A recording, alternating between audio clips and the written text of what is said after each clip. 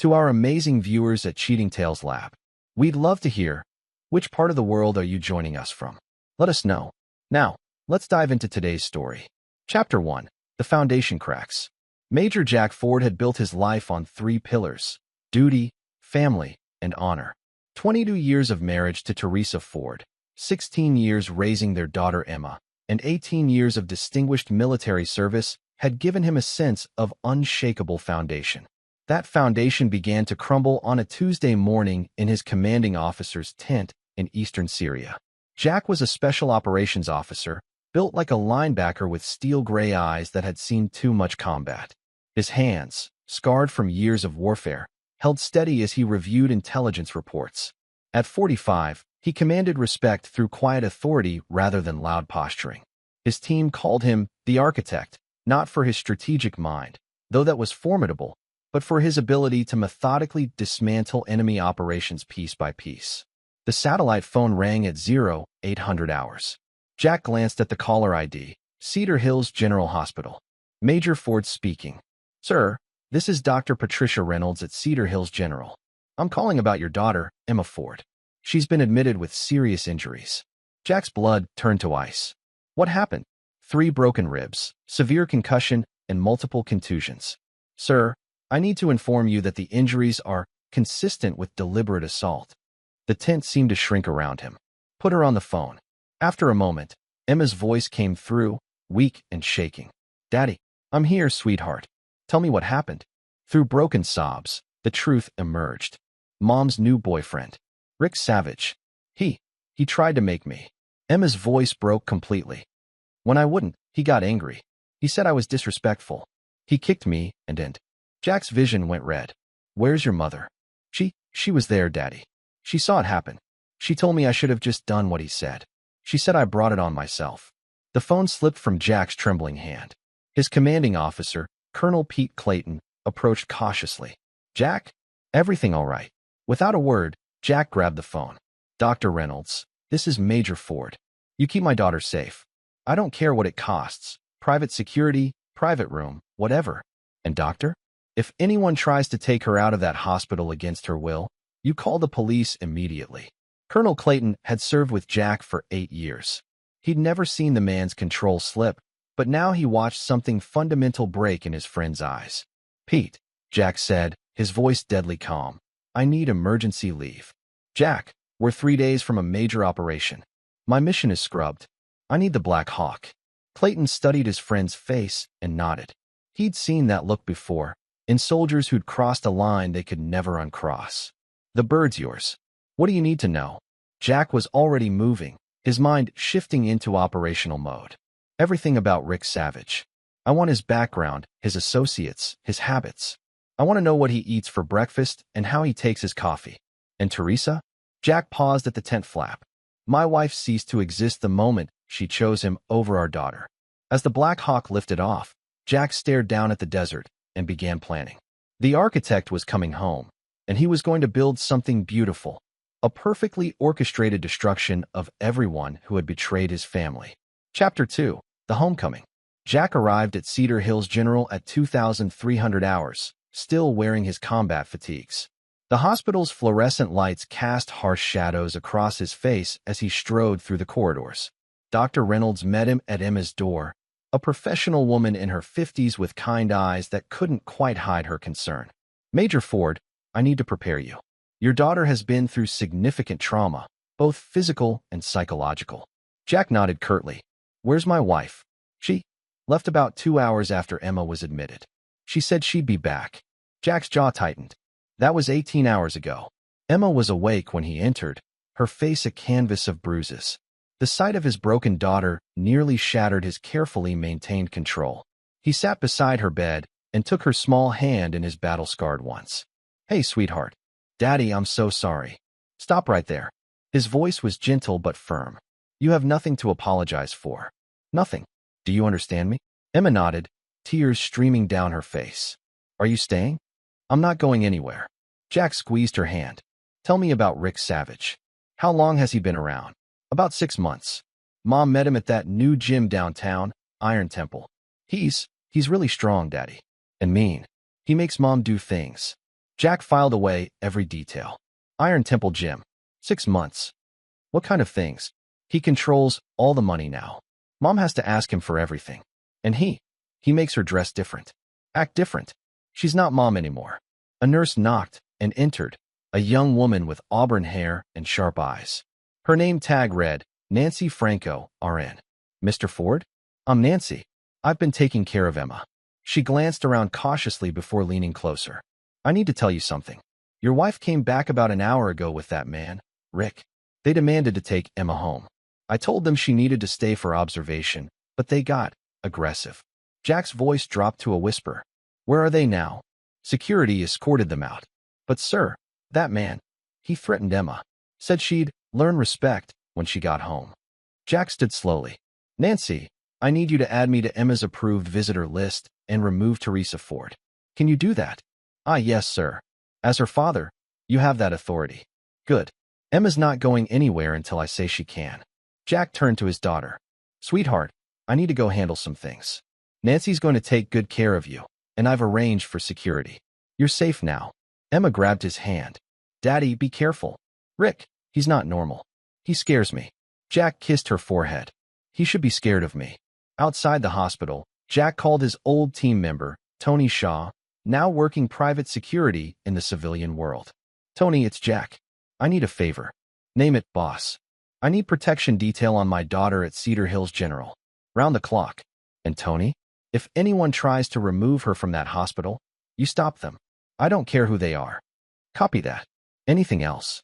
Jack stared at his reflection in the hospital's glass doors. The man looking back wasn't the husband and father who'd left for deployment 6 months ago. This was someone harder, colder.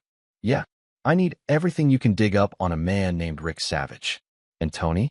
This one's personal. Chapter 3, The Investigation. Jack checked into a hotel across from Iron Temple Gym at 0600 hours. From his window, he had a perfect view of the entrance. He'd learned that Rick Savage was a creature of habit, arriving at the gym every morning at 0700, leaving at 0900, then spending his days managing what appeared to be several questionable business ventures. The intelligence Tony Shaw had gathered painted an interesting picture. Rick Savage, 38, had served 2 years in county jail for assault, ran an underground fighting circuit, and had connections to several unsavory characters. More importantly, he was living in Jack's house, sleeping in Jack's bed, and had somehow convinced Teresa to sign over power of attorney. Jack spent 3 days observing, learning patterns, and building a comprehensive profile. Rick was strong but undisciplined, aggressive but predictable. He surrounded himself with sycophants and treated everyone as either a threat to be eliminated or a tool to be used. On Thursday morning, Jack's surveillance paid off. He watched Teresa emerge from his own house, walking differently, smaller, more cautious. She'd lost weight, and her usual confident posture was replaced by something that looked almost like fear. His phone buzzed. Dr. Reynolds. Major Ford, your daughter is asking for you. Also, I thought you should know. Your wife has called 6 times demanding Emma's release. Each time, she's been with that man. I'll be right there.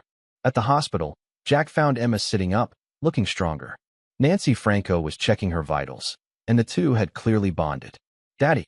Emma's face lit up when she saw him. How are you feeling, sweetheart? Better. Dr. Reynolds says I can go home tomorrow, but Emma's face fell. I don't want to go back there. Not with him. Jack sat beside her. You're not going back there. I've been making arrangements. But where will I live? With me. I'm taking leave from the military. It's time for a career change anyway. Emma's eyes widened. Really? You'd leave the army for me? Sweetheart, I'd burn down the world for you. Nancy Franco approached quietly. Mr. Ford, can I speak with you privately? In the hallway, Nancy glanced around nervously. I probably shouldn't tell you this, but your wife and that man, they've been planning something. I overheard them yesterday. Something about teaching Emma a permanent lesson and making sure you stay out of their business. Jack's blood chilled. What exactly did they say? The man. Rick. He said Emma needed to learn her place, and that Daddy's little girl wouldn't be a problem much longer. Your wife, she agreed with him. Jack stared out the hospital window, his mind processing this new information. Teresa hadn't just chosen Rick over Emma. She was actively participating in plans to harm their daughter. Nancy, How long have you been a nurse? 8 years. What? You've seen abuse cases before? Too many. Have you ever seen a mother actively participate in planning harm to her own child? Nancy's face darkened. Once. It didn't end well for anyone involved. Jack nodded grimly. Thank you for telling me. And Nancy? Everything you've shared stays between us. Of course. Jack returned to Emma's room, his mind already formulating plans. The architect was designing something complex now, not just revenge, but a complete restructuring of the battlefield. Rick Savage and Teresa thought they were dealing with a distant soldier father. They had no idea they'd awakened something far more dangerous. Emma, we're going to get through this. But I need you to be brave a little longer. I trust you, Daddy. Jack squeezed her hand. Good. Because Daddy's going to war. Chapter 4. The trap begins. Jack's first move was deceptively simple. He called his lawyer, Christopher O'Brien, a former JAG officer who specialized in family law and had a reputation for creative solutions. Chris, I need an emergency custody hearing. And I need it fast. Jack, I thought you were deployed. Emergency leave. My daughter was assaulted by my wife's boyfriend. I need full custody, and I need Teresa's parental rights suspended pending investigation. Jesus Christ. Okay, I can have papers filed by tomorrow. But Jack, you need to know, if Teresa contests this, it could get ugly. Let it get ugly. I want it ugly. The second move was more complex. Jack had learned that Rick operated several businesses from Jack's own home, including the underground fighting circuit and what appeared to be a loan sharking operation. But rather than report these activities to police, Jack decided to use them. He made a call to Clint Jennings, an old Army buddy who now worked in organized crime intelligence for the FBI. Clint, I need information, not action. Can you tell me what you know about underground fighting in the Cedar Hills area? Jack? Man, I heard you were overseas. Why are you asking about? Personal matter. I just need information. There's a circuit run by some guy named Savage. Brutal stuff. Big money involved. What? How big? Word is, he's moving about 50 grand a week through those fights. High-stakes betting, loan sharking on the side. The kind of operation that makes enemies fast. Jack smiled grimly. What kind of enemies? The kind that solve problems with violence. Jack, whatever you're thinking. I'm not thinking anything. Just gathering intelligence. Jack's third move involved Emma directly. When she was discharged from the hospital, instead of taking her to his hotel, he drove her to a small apartment he'd rented across town. This is temporary, he explained as they walked up the stairs. Just until I get everything sorted out. The apartment was modest but comfortable, with a view of a small park. Jack had already stocked it with Emma's favorite foods and had arranged for a private tutor to help her catch up on schoolwork. Daddy, what about Mom? Jack sat beside his daughter on the small couch. Emma, I need you to understand something. Your mother made choices. Bad choices. Right now, my only concern is keeping you safe and helping you heal. Do you hate her? Jack considered the question carefully. I hate what she's become. I hate what she allowed to happen to you. But mostly, I hate that she chose someone else over her own daughter. Emma nodded slowly. I hate him. Rick. I hate what he did to me, and I hate what he did to Mom. That's natural. But Emma, I need you to promise me something. Don't let hate consume you. Leave that to me. That evening, Jack began implementing the next phase of his plan. He returned to his house, the house where he'd built a family, where he'd kissed Teresa goodbye before every deployment, where he'd taught Emma to ride a bike in the driveway. The house was dark, but Rick's truck was in the driveway. Jack smiled. Perfect. Using skills honed through years of covert operations, Jack entered his own home like a ghost. He could hear voices from the bedroom, his bedroom. Rick's arrogant laughter mixed with Teresa's nervous giggle. Jack didn't go upstairs. Instead, he went to his basement workshop, where he kept his tools and, more importantly, his safe. Inside the safe were documents, cash, and several items from his military service that civilians weren't supposed to have access to. He worked quietly for 2 hours, planting microscopic surveillance devices throughout the house. Rick and Teresa would have no privacy, no secrets. Every conversation, every plan, every betrayal would be recorded. As he prepared to leave, Jack heard footsteps upstairs. He froze, listening. I don't care what that bitch of a daughter thinks. Rick's voice carried through the house. When she gets back here, she's going to learn respect. And if Daddy Soldier Boy tries to interfere, he'll learn it too. Rick, maybe we should. Should what? You signed everything over to me, remember? The house, the accounts, everything. Your ex-husband can kiss my ass. Jack's hands clenched into fists. The recording devices would capture everything, but hearing Rick's voice in his home, threatening his daughter, pushed him closer to the edge he'd been walking since arriving home. He left as silently as he'd entered, but not before leaving a small gift in Rick's truck, a GPS tracker that would let Jack monitor every movement. Back at the apartment, Jack sat in the dark, watching the tracking data on his laptop. Rick and Teresa were home, probably planning their next move. They thought they held all the cards. They had no idea the game had changed. The architect wasn't just planning their destruction. He was building a machine that would systematically dismantle every aspect of their lives. Jack opened a secure communication app and sent a message to Tony Shaw. Phase 2 begins tomorrow. Are you ready? The response came immediately. Ready and waiting, boss. Let's go to work. Chapter 5, The Web Titans. Jack's war began with precision strikes designed to destabilize his enemies while building his own position. The custody hearing was scheduled for Friday, giving him 3 days to implement the next phase of his plan. Thursday morning, Jack positioned himself at Iron Temple Gym's parking lot. At exactly 0700, Rick arrived in his truck, unaware that his every movement had been tracked for the past week. Jack waited until Rick disappeared inside, then made a phone call. Detective Rita Erickson, please. Tell her it's Major Jack Ford calling about the assault on my daughter. Detective Erickson was a 20-year veteran with short gray hair and the no-nonsense demeanor of someone who'd seen every form of human cruelty. She met Jack at a coffee shop near the police station. Major Ford, I've read the report on your daughter's case. I'm sorry this happened to your family. Thank you, Detective. I want to press charges against Rick Savage. We'll need Emma to give a formal statement. And I have to warn you, without witnesses, it becomes he said, she said. Jack slid a tablet across the table. What if I told you Rick Savage has been operating an illegal gambling operation out of my home? And what if I had audio recordings of him threatening my daughter with further violence?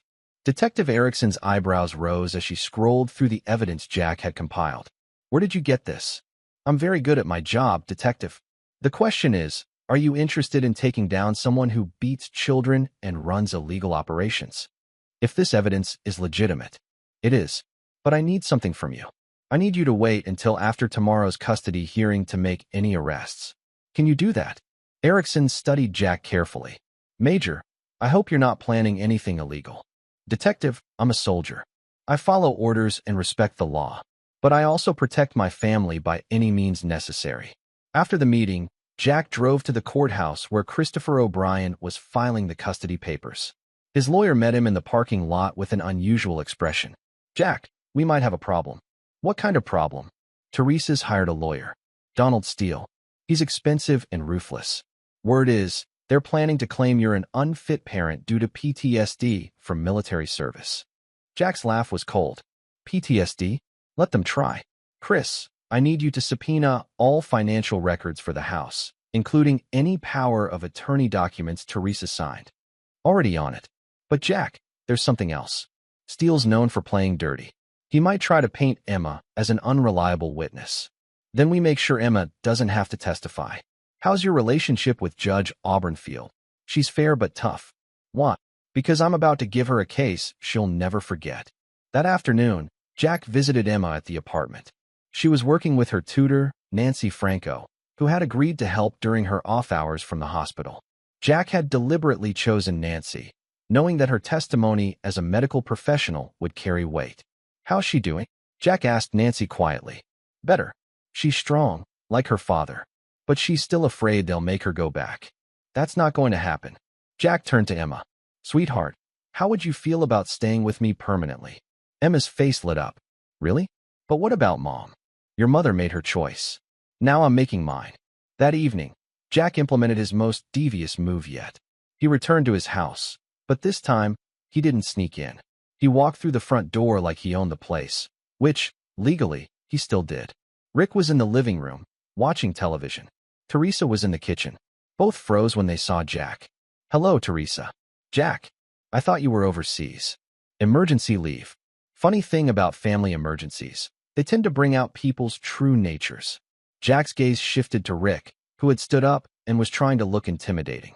So you're the famous husband, Rick sneered. Teresa's told me all about you. And Emma told me all about you. Jack's voice remained calm, but something in his tone made Rick take a step back. Look, soldier boy. Major. And you look. This is my house. Those are my dishes in the kitchen. That's my furniture you've been sitting on. Most importantly, that's my daughter you put in the hospital. Rick's face reddened. Your wife invited me here. She signed everything over to me. You've got no claim to anything anymore. Jack smiled. Is that what you think? Teresa, show me these documents. Teresa fumbled through a stack of papers on the counter. Her hands were shaking as she handed them to Jack. He read through them quickly, his expression never changing. Interesting. Teresa, did you read these before you signed them? Rick explained everything. I'm sure he did. Did you notice that you signed over power of attorney for the house, but not ownership? The deed is still in my name. Exclusively. The color drained from Rick's face. That's impossible. And did you notice, Teresa, that you signed over access to the joint accounts, but not the military accounts? The accounts that contain most of our actual assets. Jack folded the papers and put them in his pocket. Gentlemen, as the homeowner, I'm giving you 30 minutes to collect your belongings. After that, you'll be trespassing. You can't just. Rick started forward. Jack didn't move, but something in his posture changed. Suddenly, the living room felt much smaller, and Rick looked much less intimidating. Rick, you put my daughter in the hospital. Right now, I'm being remarkably civilized about this. Don't test my patience. Teresa, tell him. Jack turned to his wife of 22 years. Teresa, you have a choice.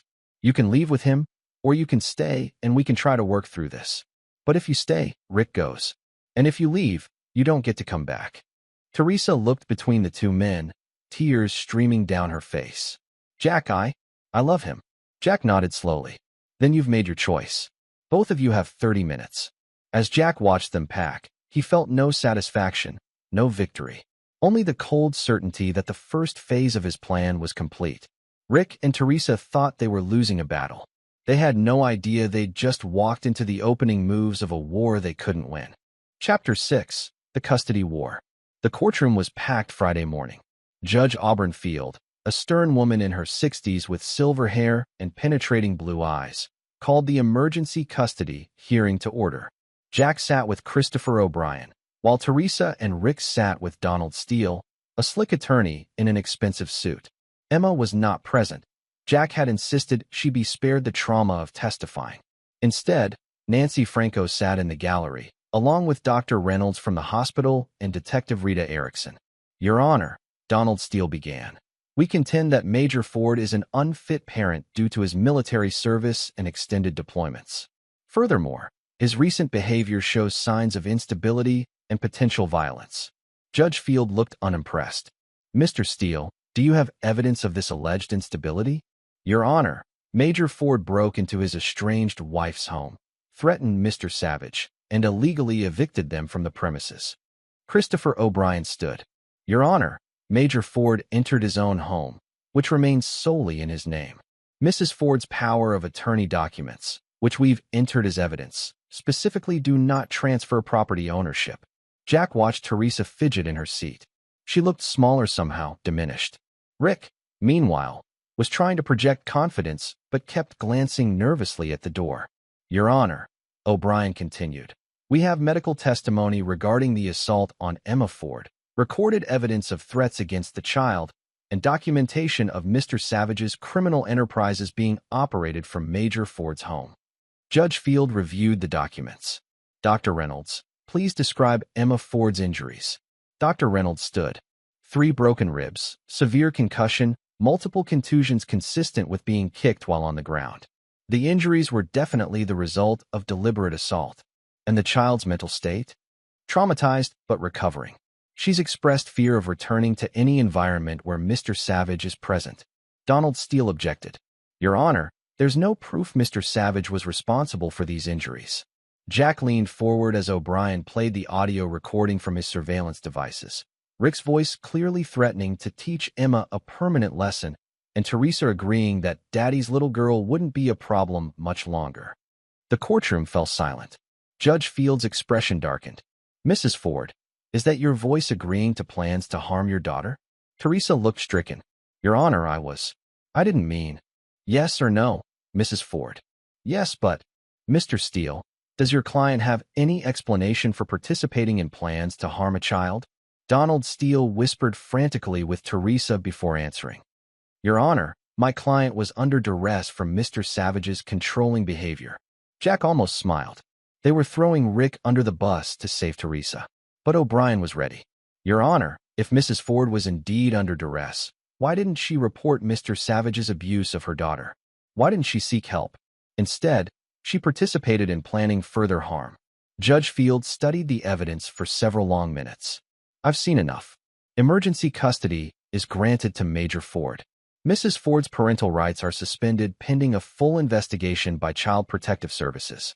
Furthermore, I'm issuing a restraining order preventing Mr. Savage from coming within 500 feet of Emma Ford. Rick shot to his feet. This is bullshit. That kid is lying and… Mr. Savage, Judge Field's voice cut through the courtroom like a blade. You are not a party to this proceeding. If you speak again, you'll be held in contempt. As the hearing concluded, Jack felt his phone buzz. A text from Detective Erickson. Arrest warrant signed. Moving in 1 hour. Jack caught Teresa's arm as she left the courtroom. I'm sorry it came to this. Teresa's eyes flashed with sudden anger. Sorry? You destroyed my life. No, Teresa. You destroyed our family. I'm just cleaning up the mess. This isn't over, Jack. Rick won't just disappear. He's got friends, connections, people who owe him favors. Jack's smile was cold. I'm counting on it. As Jack walked out of the courthouse, he felt his phone buzz again. This time it was Tony Shaw. Package delivered. Phase 3 is ready. The architect's design was becoming clearer. Rick Savage thought he was a predator, but he'd been hunting in the wrong territory. Now he was about to discover what happened when you threatened a special operations officer's family. Jack drove to the apartment where Emma was waiting. When he walked through the door, she ran to him. Daddy, Nancy told me about the hearing. I don't have to go back. Never. You're staying with me permanently. Emma hugged him tightly. What happens now? Jack looked out the window at the peaceful street below. Soon, that peace would be shattered as his plan moved into its final phases. Rick and Teresa had no idea what was coming. Now, sweetheart, we start our new life. And Daddy finishes some old business. Chapter 7. The Unraveling. Jack's phone rang at 0600 Saturday morning. Detective Erickson's voice was grim. Major Ford, we have a problem. Rick Savage is gone. What do you mean gone? We raided your house this morning. Found evidence of the gambling operation, loan sharking, everything you provided. But no Rick. And there's more. Your wife is dead. Jack's blood froze. Despite everything, Teresa had been his partner for 22 years. How? Apparent suicide. Pills. But Jack, something's not right. The scene looked staged. Jack was already moving, grabbing his keys. I'll be right there. Jack, don't. This is a crime scene now. And honestly, you're going to be a suspect. An hour later, Jack sat in the police station's interrogation room. Detective Erickson and her partner, Detective Santiago Dyer, sat across from him. Major Ford, when did you last see your wife? Yesterday at the courthouse. How would you describe her emotional state? Jack considered the question carefully. Distraught, angry, but not suicidal. Teresa was many things, but she wasn't a quitter. Detective Dyer leaned forward. She'd just lost custody of her daughter, had her boyfriend arrested, and was facing child endangerment charges. That might drive someone to suicide. Or, Jack said quietly, someone might want it to look like suicide. The detectives exchanged glances. You think Rick Savage killed your wife? I think Rick Savage is a violent man who just lost everything. Teresa was the only person who could testify about his business operations. Dead, she can't hurt him. Alive, she was a liability. Detective Erickson nodded. We found something else. Your house has been ransacked. Someone was looking for something specific. Jack's mind raced. Rick had been living in the house for months. What could he have been looking for that he didn't already have access to? Detective, I need to call my daughter. She needs to know about her mother. Of course. But Major Ford? Don't leave town. Jack called Emma from the parking lot. Her tutor, Nancy Franco, answered. Mr. Ford? Emma's in the bathroom. Is everything okay? Nancy, I need you to listen carefully. Teresa is dead. It appears to be suicide, but I don't believe it. Emma's in danger. Oh my God. What do you want me to do? Pack a bag for Emma. Take her to the hotel across from the police station. Register under your name. I'll meet you there as soon as I can. Jack, what's happening? War, Nancy. And Emma's the prize. Jack hung up and immediately called Tony Shaw. Tony, status report. Boss, we've got a problem. Rick Savage didn't just disappear. He's gone underground. But he's not alone. Remember those connections your wife mentioned?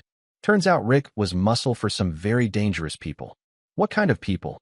The kind that solve problems permanently. Word is, he's told them you're a threat to their operation. They're not planning to arrest you, Jack. They're planning to eliminate you. Jack felt the familiar calm that came with imminent combat. How many? 3 professionals flew in this morning. They're not locals, which means they don't know the territory. But Jack, they're not amateurs either. Where's Rick? Vanished. But I've got something else. Before she died, Teresa made a phone call. Lasted 43 minutes. Guess who she called? Jack's mind was already working through possibilities. Rick. Bingo. And Jack? The call happened after you left the courthouse, but before she died. She wasn't calling to say goodbye. Jack understood immediately. Teresa hadn't called Rick to say goodbye. She'd called to warn him, to tell him about the evidence Jack had provided to police. And Rick had decided she knew too much. Tony, I need you to get to Emma. Make sure she's safe. Already on my way. What about you? Jack stared at his reflection in the car's window.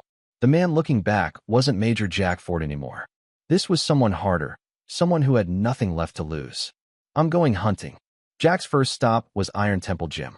It was closed, but that had never stopped him before. Inside, he found exactly what he was looking for. Rick's office, filled with records of the underground fighting circuit, loan sharking operations, and most importantly, names and addresses of associates. Among the papers, Jack found something interesting. An insurance policy on Teresa's life, taken out just 2 weeks ago, with Rick as the beneficiary.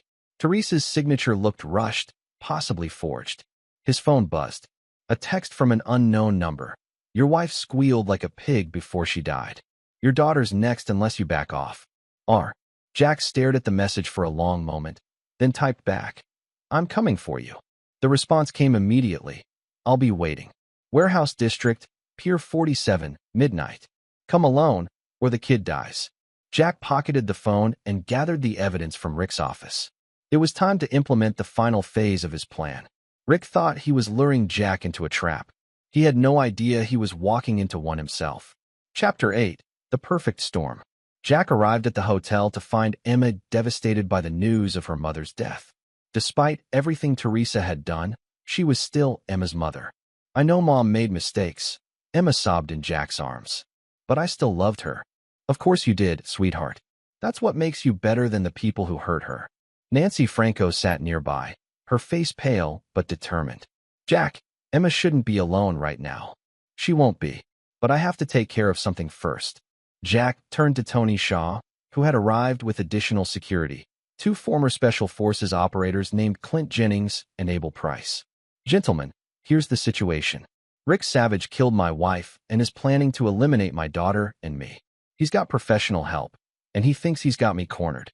Tony studied the tactical layout of the warehouse district on Jack's laptop. It's a good kill zone. Multiple escape routes, water access, lots of places to hide shooters. Which is why we're not playing his game. Jack opened a detailed schematic of the warehouse complex. I've been planning this for 3 days. Rick thinks he's calling the shots, but he's about to walk into a coordinated operation. Abel Price, a compact man with sharp eyes, leaned forward. What's the objective? Rick Savage and his associates disappear permanently. But it has to look like gang violence, not military action. These men are criminals who made enemies in the wrong business. Jack outlined his plan with the precision of a military briefing. Phase 1 would involve Detective Erickson discovering evidence that Rick's criminal associates had turned on him. Phase 2 would be the warehouse confrontation, where Rick's own greed and arrogance would be turned against him. Phase 3 would be cleanup and ensuring Emma's permanent safety. Jack, Tony said quietly, this isn't Syria. This is American soil, with American laws.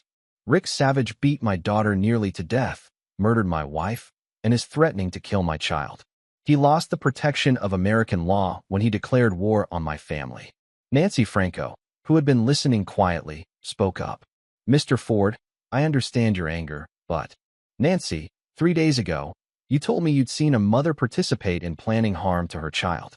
You said it didn't end well for anyone involved. What did you mean? Nancy's face darkened. The mother died in a gang shooting. The boyfriend disappeared. The child went to live with relatives out of state. And who arranged for the gang to be in the right place at the right time? Nancy met Jack's eyes. The father. He was a police detective. Jack nodded. Sometimes the system fails. Sometimes justice requires creative solutions. At 2,200 hours, Jack kissed Emma goodbye. I'll be back before morning, sweetheart. Daddy, be safe. Always am. But as Jack left the hotel, he wasn't thinking about safety. He was thinking about the warehouse district, about Rick Savage's arrogance, and about the precise application of overwhelming force. The architect had designed something beautiful, a trap that would eliminate threats while appearing to be the inevitable result of criminal infighting. Tony Shaw and his team were already in position. Detective Erickson had discovered evidence that Rick's associates were planning to eliminate him to protect their operation. Multiple units were responding to reports of gang activity in the warehouse district. Rick Savage thought he was about to kill a grieving soldier father. Instead, he was about to discover what happened when you threatened a special operations officer's family. Jack checked his watch. 2,300 hours. Time to go hunting. Chapter 9. Blood Debt Collected. Jack arrived at Pier 47 15 minutes early, using skills honed through years of covert operations to survey the battlefield. Rick had chosen the location well, an abandoned warehouse with multiple levels, numerous hiding spots, and water access for escape. It was the kind of place where bodies disappeared and investigations died. Through thermal imaging, Jack identified 4 heat signatures, Rick and 3 others positioned as shooters on elevated positions. They were professionals, but they'd made one critical mistake. They'd assumed they were hunting an ordinary man driven by grief and desperation. Jack keyed his radio. Overwatch, report. Tony Shaw's voice crackled through the earpiece. 3 shooters confirmed. Target is in the main warehouse floor, center position. He's got an escape route to the water. Police response. Detective Erickson has units staged 2 blocks out. Anonymous tip came in about gang activity. They'll move on your signal. Remember, gentlemen, this has to look like criminal enterprise cleanup. Rick's own associates turning on him. Jack approached the warehouse through a route that would take him past each shooter position. The first gunman, positioned in a second-floor office, never saw him coming. Jack's knife found the man's throat before he could make a sound. 1 down. The second shooter, crouched behind machinery on the warehouse floor, had time to turn before Jack's suppressed pistol coughed twice. The shots were placed to simulate a gang execution. Close range, professional. 2 down. The third shooter actually got off a shot, but he was firing at shadows. Jack had learned long ago that men like this expected their victims to behave predictably. They weren't prepared for someone who moved like smoke and struck like lightning. 3 down.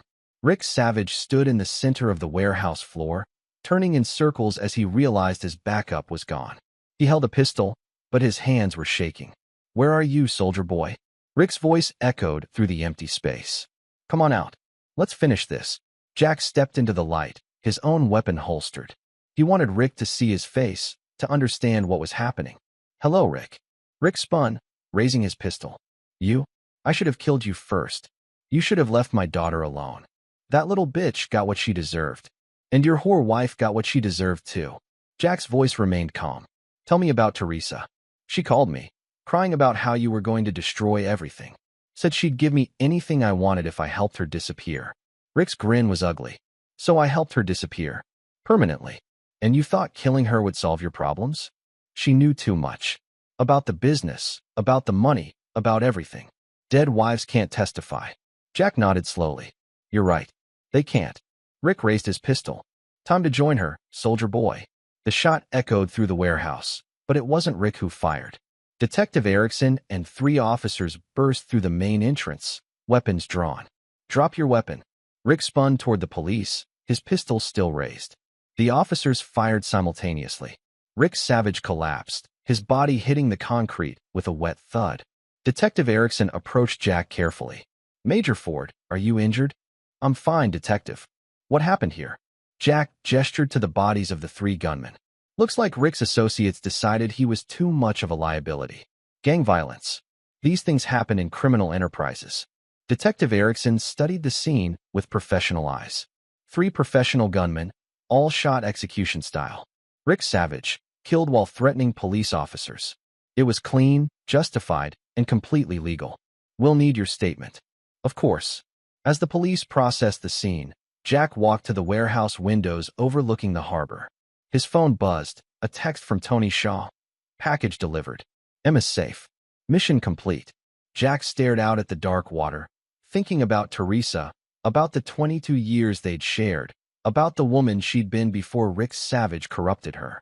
He felt no satisfaction in her death, only a cold certainty that justice had been served. His phone rang. Emma's voice was small and frightened. "Daddy? Are you okay?" "I heard sirens." "I'm fine, sweetheart. It's over.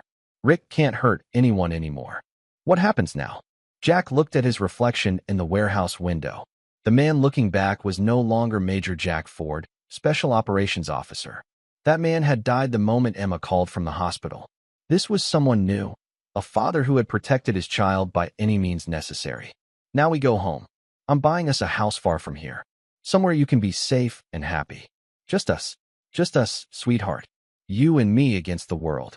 As Jack left the warehouse, he thought about the foundation he'd built his life on: duty, family, and honor. Rick Savage and Teresa had tried to destroy that foundation, but they'd only made it stronger. Different, perhaps, forged in blood and tempered by betrayal, but unbreakable. Emma was waiting for him at the hotel, safe in Nancy Franco's care. She ran to him when he walked through the door, and Jack held his daughter close, breathing in the scent of her hair. "I love you, Daddy. I love you too, sweetheart. More than anything in this world." The architect had completed his final design.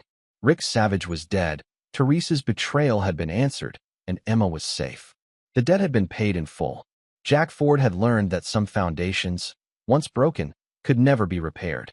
But sometimes, from the rubble of the old, you could build something new, something stronger, something that would never break again. This is where our story comes to an end. Share your thoughts in the comments section. Thanks for your time. If you enjoy this story, please subscribe to this channel. Click on the video you see on the screen, and I will see you there.